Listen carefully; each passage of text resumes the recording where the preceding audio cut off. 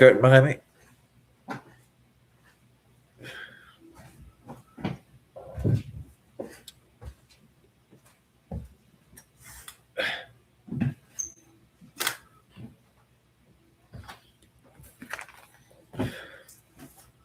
You're looking live at the Mets Head. Talking all things New York Mets with a preview of game 114 versus the Cleveland Guardians. If you like my content, I ask that you please like and subscribe to the Mets Head on YouTube, Facebook, TikTok, and Instagram. It is the aftermath of the trade deadline. We basically emptied our bullpen. We didn't trade any. We only traded two position players, Tyrone Taylor and Ben Rortvet, who was a minor league catcher for us. We sent them back to the Dodgers. Get out of here, Dodger people. He was on the Dodgers last year when their catchers both got hurt. And their catchers both got hurt again. So they wanted him back. Maybe he was the missing piece last year and this year for the Wicked Witch of the West. But I'm here as the Mets Head, talking all things New York Mets.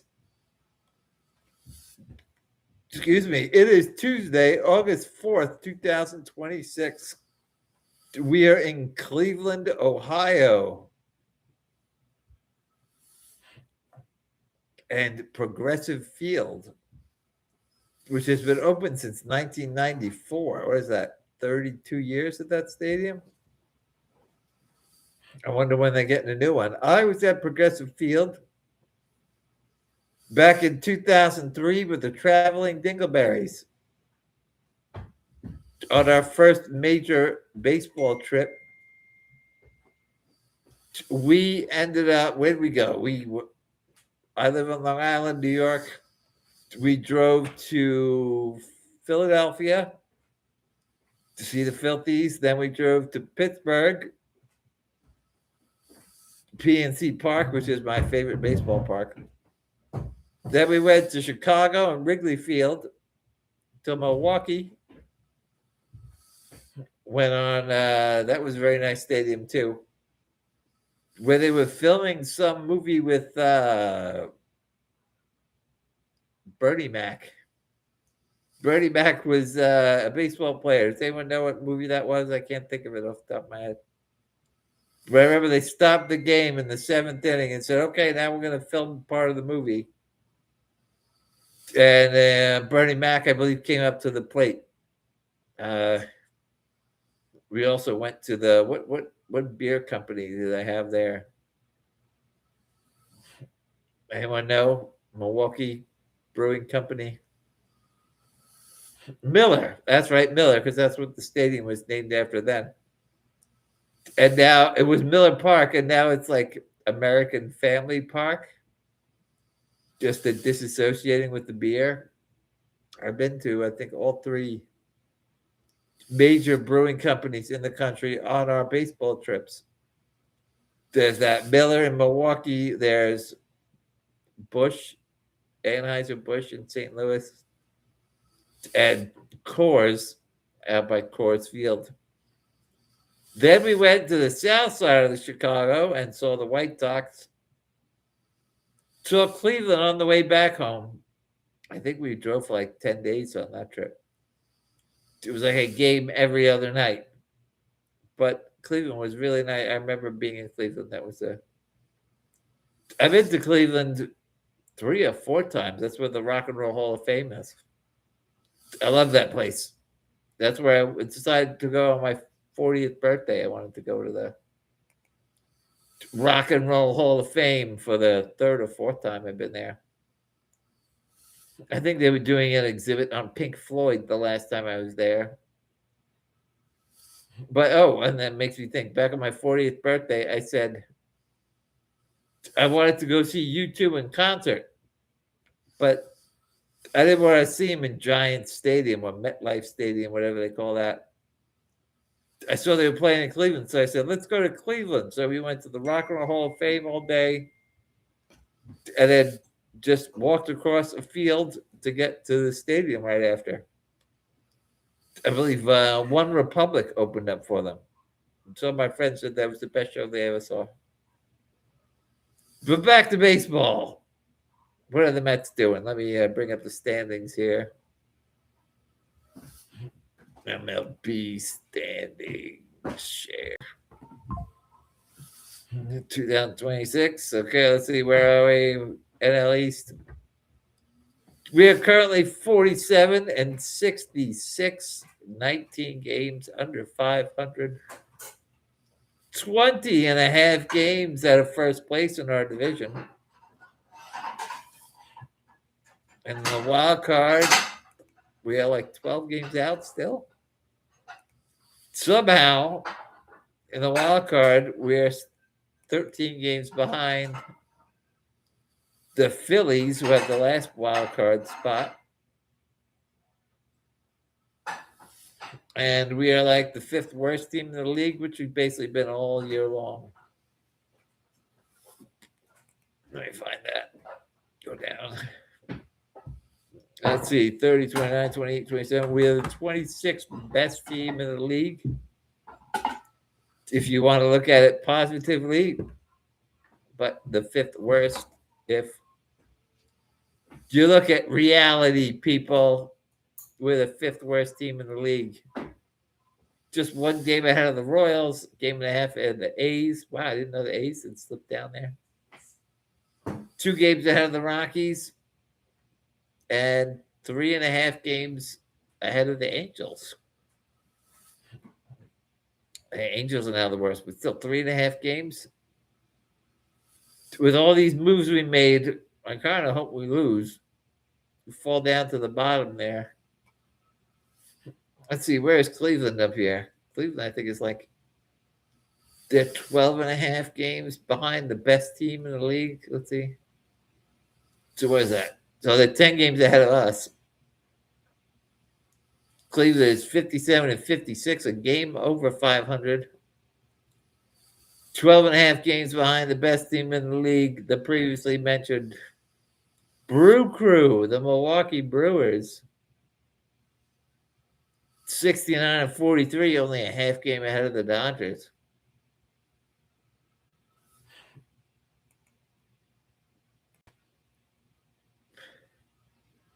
They said we're playing Cleveland going up against tonight the left-hand pitcher, Joey Castillo. Let's take a look at Castillo's numbers here. Joey Castillo on the Guardians, 6'4", 225 pounds, 26 years old. Bats left, throws left from Honolulu, Hawaii. Let's see let's check out his stats. Right now he's 8 and 6 with a 3.88 ERA, 124 strikeouts. 1.45 whip. That's not very good. Like I said, he's a lefty, and this looks like it's his third year in the league, all on Cleveland. Overall, he started 66 games, started 44. He's 15 and 13 with a 3.78 ERA. That's not bad career-wise. 276 strikeouts in 247 innings, more than strikeout rate. 11 walks in 247 innings. It's like a walk every, 2.5 innings at least. And this year, 3.88 ERA, 8 and 6, I said. 54 walks. That's about on par with his walks per 9. Last year, look at that. He had a really good year, 3.21 ERA, but he was not always a starter. I wonder what is he better at? Is he better at starting or relieving. I don't know. I don't know. ESPN doesn't tell me that. But let's see. Only Luis Robert has faced Castillo. I'm sorry, Joey Cantillo. Cantillo. Cantillo. Luis Roberts 0 for 8 against them. Maybe I could reconsider starting him.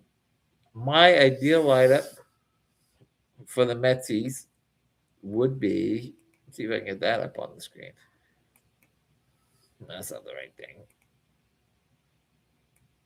Can I tell you, I've been obsessed with Louis Capaldi recently.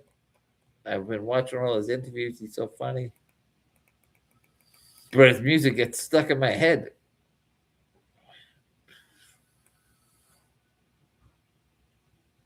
Okay. Let's see if I can share this with you good people. Can I share Microsoft Windows files?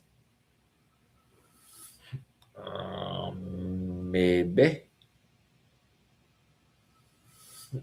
That looks like a no. Okay, I haven't looked at the lineup yet. But I would say my ideal lineup, I believe, would lead off Francisco Lindor, who's only batting 238 this year. But he's brought that OPS up to a 754. He's batting 286 this week with an 851 OPS. Then I would bat Francisco Alvarez second. I think that's the place for him to be.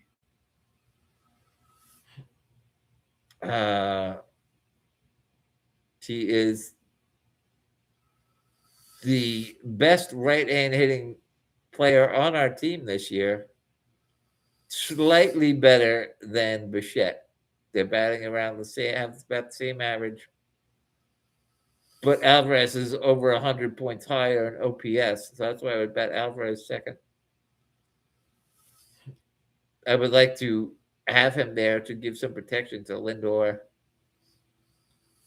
Regularly against lefties, but they are starting a lefty. So I would consider also Benj batting first. I would say bet Benj third. He's batting 264. He's batting 364 this week with an 846 OPS.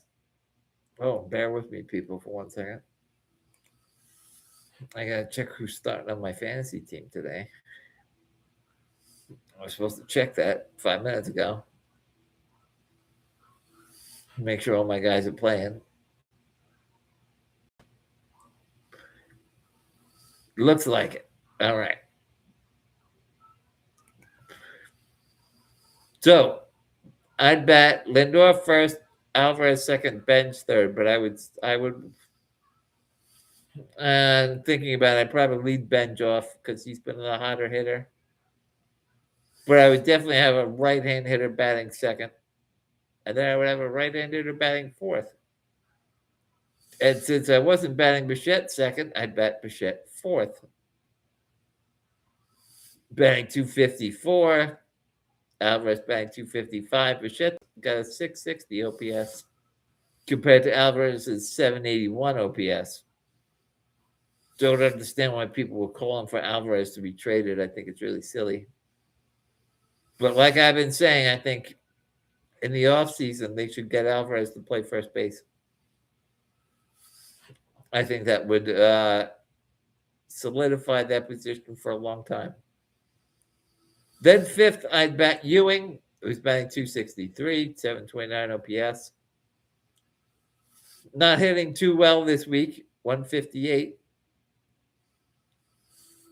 But with the lefty, that's why I would say bat Ewing fifth. But all three of these guys probably do just as well against lefties as they have been against righties. So I wouldn't mind any order of that being switched around, as long as a righty is batting second and fourth, and you got lefties or switch hitters first, third, and fifth. Those 5 guys need to be our top 5. Then I know Polanco's been doing terribly, but I would bat him 6th. I definitely got the wrong stats for him. I'd bat him 6th because he's better against lefties. It looks like he's still going to be on our team next year, so we probably want to get him going, so we can maybe trade him in the offseason or next year. Then I'd bat Robert 7th. I mean, you don't even have to play Robert. I mean, Robert is not going to be on our team next year, most likely. We're not going to pay him $20 million. She's only batting 197, but you got to play someone. So until they bring up Nick Morabito, you might as well play Robert. Then 8th, I'd bat Semien. Again, he wasn't traded, so he's on our team for possibly 3 more years. Try to get him going so we can trade him in the offseason or next season. But I bat him 8th, and then I bat Wagaman 9th, who does much better against lefties than righties. I could switch those around, though. I could put Semien 9th and Wagaman 8th, because you're going to replace Wagaman anyway. So that's why I say Wagaman 8th, so that later on in the game you could switch him with a lefty. Semien 9th, and keep him in front of Lindor. That's my lineup suggestion for the day. But now let's look at what they actually did. Let's see what Andy Green has put out there for us today. I'm going to reveal. I'm going to look at it this morning. You look at it with me to get my visceral reaction. What do you guys think of my lineup? What's your opinion? I figured I like the way that those guys are positioned to, be in a position to help each other while also putting our best hitters and the guys who need the most at bats up top. All right, so here we go. AJ Ewing leading off. In left, as expected, in left field. I don't know. I don't like Lindor batting second. Like I said before on my lap, I think you should really have a righty batting there, because the other team's gonna bring in lefties to neutralize them. Bichette 3rd, Alvarez 4th. I think Alvarez is better than Bichette. I would like him higher. Even Bo Bichette with Juan Soto batting behind him wasn't doing better. She's doing exactly the same with or without Soto. That's why I would like Alvarez up, because I think he may be affected more by better hitters behind him. Carson Bench batting 5th in right field. So we have the first 5 guys that I say should be our top 5, just not in the best order, as I would say. Then Luis Robert in center field, Semien at second, Jared Young at first base. Jared Young has been horrible against lefties. I gotta show you just how horrible he is against lefties. Let me find this guy.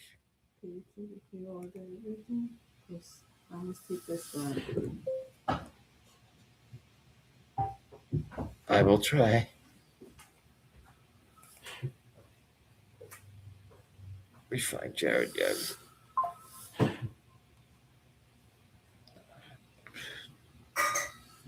Mets brought up Christian Pache up today.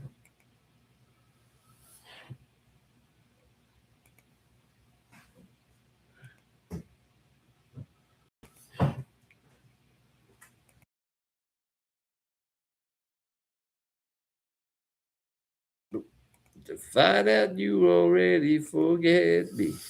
I'm singing those words wrong. All right, let's see. Jared Young versus lefties, 190. This is the game to start Polanco. He's on your team. You're stuck with him for a while. Play him. Now I say play him. Why not? You got to get him going so that you could possibly. Um, Back to this lineup real quick. Luis Torrens batting ninth. I would like to see. That's fine. I'd like to see, Torrens starting more at catcher next year. I think it would really benefit our young pitchers, who is going to be most of our rotation. I think it'll make them better pitchers, and the better defense would be good. I'd say if you move Alvarez, the first base's primary job is catching the ball. Guys are going to throw the ball to him, but as a catcher, he can also throw the ball. But I like the idea of having Alvarez at first and solidifying the position for a while, and Torrens helping out the pitchers. I think that will make our team better. And you see on the mound for us is Sean Manaea. Quick shot of Sean Manaea's stats, who has been pitching much better lately.